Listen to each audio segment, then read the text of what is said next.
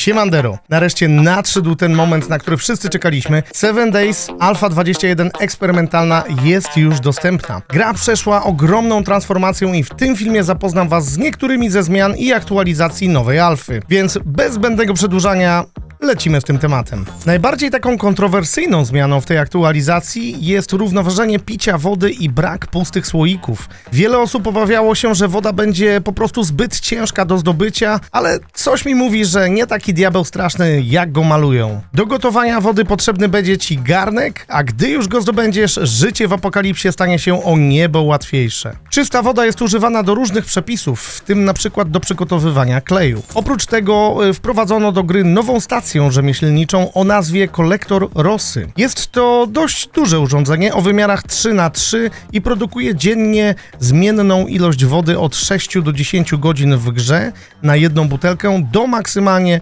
3 butelek wody. Po osiągnięciu maksymalnej ilości wody będziesz go musiał opróżnić, aby dalej korzystać z urządzenia. Do wykonania kolektora Rossy będziesz potrzebował rur, polimeru, taśmy klejącej i filtra wodnego. No i właśnie filtr wodny można będzie znaleźć w uszkodzonych kolektorach Rossy, ale szansa na znalezienie takiego filtra jest bardzo niska. Więc warto po prostu będzie kupić go u handlarza za jedyne 1500 żetonów księcia. Będzie go można również otrzymać jako nagrodę za ukończenie misji pierwszego poziomu. Jeśli chodzi o umieszczenie kolektora Rossy wewnątrz budynku, niestety nie będzie on wtedy działać. Aby to naprawić, musisz usunąć środkowy blok bezpośrednio nad kolektorem Rossy, tworząc obszar 3x3. Możesz wtedy zastąpić ten blok kratami bądź innymi podobnymi kształtami, ale musisz sprawdzać, ponieważ nie wszystkie kształty będą po prostu z tym działać. Alternatywnie, jeżeli nie chcesz instalować kolektora Rossy na zewnątrz lub nie masz możliwości usunięcia środkowego bloku, musisz po prostu mieć sufit wysoki na 5 bloków nad kolektorem, a wtedy wszystko powinno działać. W razie potrzeby zawsze możesz się napić wody z rzeki lub innych źródeł, wciskając klawisz E obok wody. Niestety nie polecam tej opcji, ponieważ można się nabawić dezynterii i wtedy nie będzie zbyt wesoło. Jak już jesteśmy przy temacie wody, to warto wspomnieć o ulepszeniu wody środowiskowej. Teraz płynie ona poprawnie i ładnie otacza bloki. To powinno być przydatne zwłaszcza dla tych z nas, którzy planują być może budowę bazy, gdzie będziemy chcieli przekierować wodę z jakiegoś akwenu i stworzyć na przykład fosę. Nareszcie też będziemy mogli sprawniej pływać i dużo szybciej niż kiedyś,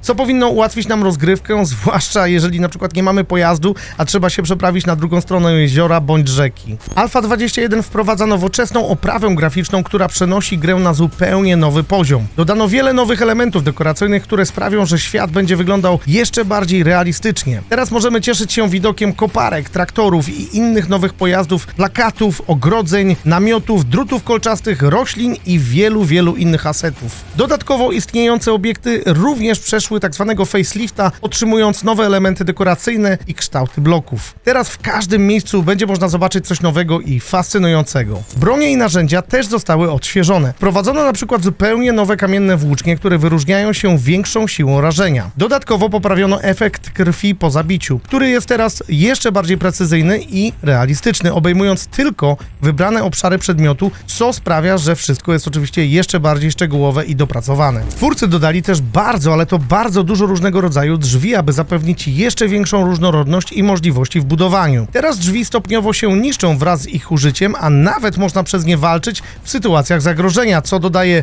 dynamiki i realizmu całej rozgrywce. Poprawiono wygląd stanowisk pracy, które wzbogacają możliwości craftingu i produkcji w grze. Teraz możemy korzystać z nowych warsztatów, kuźni, stacji chemicznych i betoniarek. Nowe stanowiska pracy wyglądają po prostu przekozacko. W warsztacie zapala się lampka, jak coś craftujemy, betoniarki się obracają, dodając realizmu, gdy z nich korzystamy. Nawet ognisko dostało facelifta i teraz jak posiadamy na przykład garnek, grill czy zlewkę, to te przedmioty również są wizualnie widoczne, dodając naprawdę fajnego smaczku. Do Alphy 21 wprowadzono też mnóstwo różnego rodzaju okien, które teraz nie są tworzone oddzielnie, lecz w oparciu o kształty bloków. Możemy je ulepszać, naprawiać, co daje nam większą kontrolę nad wyglądem naszych budowli. Dodatkowo wprowadzono kilkaset nowych kształtów bloków, które możemy wykorzystać w swoich projektach. Handlarze teraz mają swoje własne nowe kompleksy handlowe, które są indywidualnie oznakowane. Kompleksy mają wiele wejść i wyjść, aby ułatwić do nich dostęp i mogą znajdować się w dowolnym miejscu w mieście, a nie tylko na obrzeżach. Usunięto sekretne skrzynie z przedmiotami specjalnymi, a co za tym idzie, lepsze umiejętności do handlowania nie oferują już lepszych przedmiotów. Jednak inwentarz u handlarzy uległ zmianie. Teraz wraz ze wzrostem poziomu handlarza odblokowujemy dostęp dostęp do coraz bardziej zaawansowanych przedmiotów technologicznych. Na początku gry możemy spodziewać się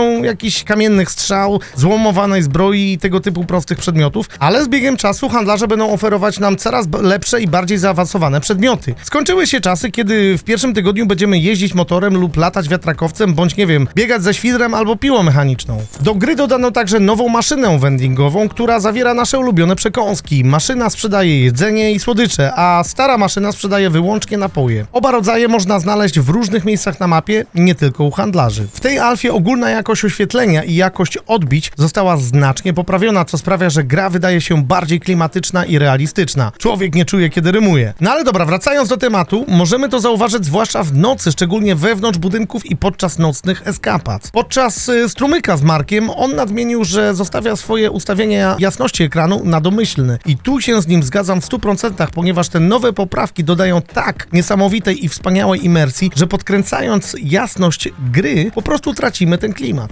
W tej aktualizacji dodano co najmniej 75 nowych miejsc do eksploracji, w tym nowe miejsca do zadań. Wszystkie istniejące do tej pory lokacje również przeszły pewne zmiany i aktualizacje, które uwzględniają nowe dekoracje i kształty bloków. Wygląda to naprawdę wspaniale i mam nadzieję, że zapewni nam to super rozrywki na długie godziny. Każde miejsce do zadań ma teraz swoją własną nazwę, która pojawia się na ekranie, gdy wchodzisz na teren danego miejsca. Możesz również zobaczyć tą nazwę w prawym górnym rogu ekranu podczas przebywania wewnątrz budynku. Obok nazwy znajduje się wskaźnik trudności, który jest reprezentowany przez kolorowe czaszki. Czerwone czaszki oznaczają poziom od 1 do 5 i pokazują poziom trudności danego miejsca. Pomarańczowe czaszki zaś oznaczają poziom od 0 do 2 na biomach. Na przykład zwykły las sosnowy ma 0 czaszek, spalony las, który jest unikalny dla mapki Navasgain, ma tylko pół czaszki, pustynia ma 1 czaszkę, biom zimowy ma 1,5 czaszki, zaś biom Wastelandu ma 2 czaszki. Czaszki są wskaźnikiem trudności obszaru i określają jakość łupów, które można tam znaleźć. Im trudniejszy biom, tym lepszy lód. Do gry wprowadzono również nowy tryb zadania o nazwie inwazja bądź infestacja, jak to woli. Jest to nowy rodzaj zadania, gdzie występuje dużo większa ilość zombie niż normalnie, więc musimy być naturalnie przygotowani na bardziej hardkorowe wyzwanie. Szczerze powiem, że nie wiem jeszcze jak to dokładnie ma wyglądać, ale nie mogę się już doczekać, żeby spróbować tego nowego trybu zadań. Do nowej alfy wprowadzono również wiele zmian w umiejętnościach i perkach. Warto zauważyć, że seksualny tyranozaur został niestety usunięty. Zamiast tego każde narzędzie i broń obecnie dostaje korzyść w postaci zwiększonej wytrzymałości. Na przykład zwiększenie umiejętności recykling zmniejsza koszt wytrzymałości na przykład kluczom francuskim, natomiast punkty wbite w umiejętności takie jak głębokie nacięcia zmniejszają koszt wytrzymałości korzystania na przykład z noża. Ponadto umiejętność seria uderzeń została przeprojektowana w taki sposób, że każda klasa teraz ma swoją własną wersję tej umiejętności, która wpływa tylko na tą broń w tej klasie. Na przykład zwiększenie umiejętności siła i szybkość powoduje to, że możemy uzyskać większą prędkość ciosów młotami rozbiórkowymi, maczugami czy kijami baseballowymi. Zmiany zostały również wprowadzone w umiejętność śmiały poszukiwacz przygód. Teraz ta umiejętność zwiększa poziom handlowania i tym samym odblokowuje lepsze przedmioty w ofercie u handlarzy oraz dodatkowo zwiększa ilość żetonów otrzymywanych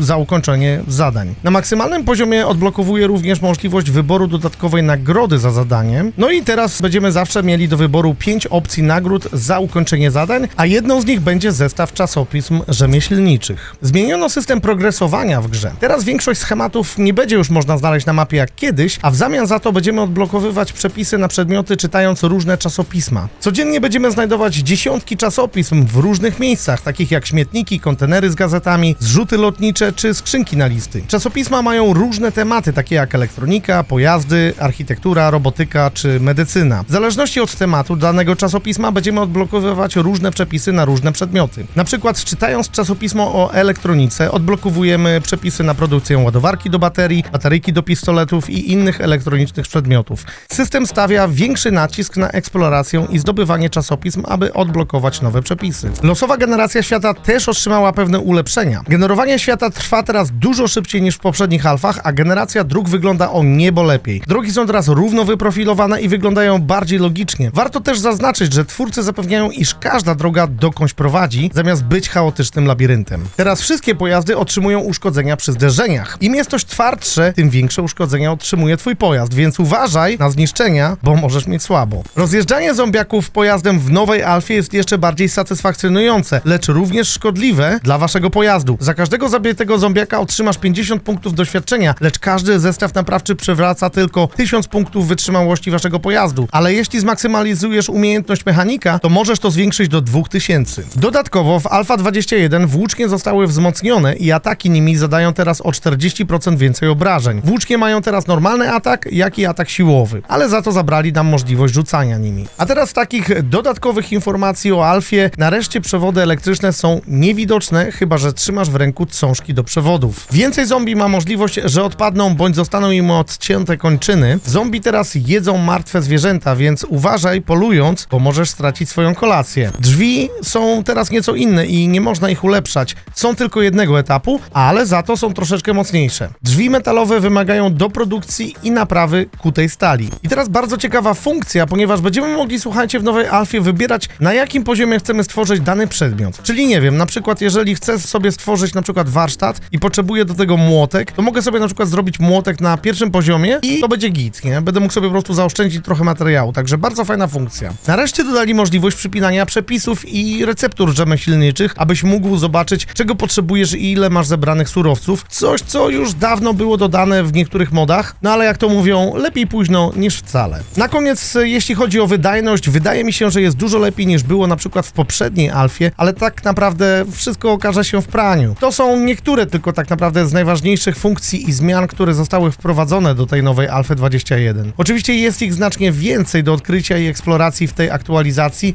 więc mam nadzieję, że będziecie mieli świetną zabawę w nowej wersji gry i odkryjecie wszystkie nowe możliwości, jakie oferuje Alpha 21. No i to już będzie wszystko, słuchajcie, na ten film. Mam nadzieję, że się wam podobał. Jeżeli tak, to zostawcie Łappensteina. Nowe osoby zapraszam oczywiście do subskrypcji mojego kanału z dzwoneczkiem, żeby nie pominąć nigdy żadnych materiałów. Z tego miejsca chciałem jeszcze podziękować gorąco Markowi z kanału Marek Mówi. Bardzo serdecznie dziękuję ci, Marku, jeszcze raz za umożliwienie mi zagranie z tobą i twoimi widzami na ostatnim piątkowym live'ie. Było naprawdę klawo. Świetnie się bawiłem i słuchajcie, to już będzie wszystko. Także dzięki jeszcze raz i do zobaczenia. Siemandero.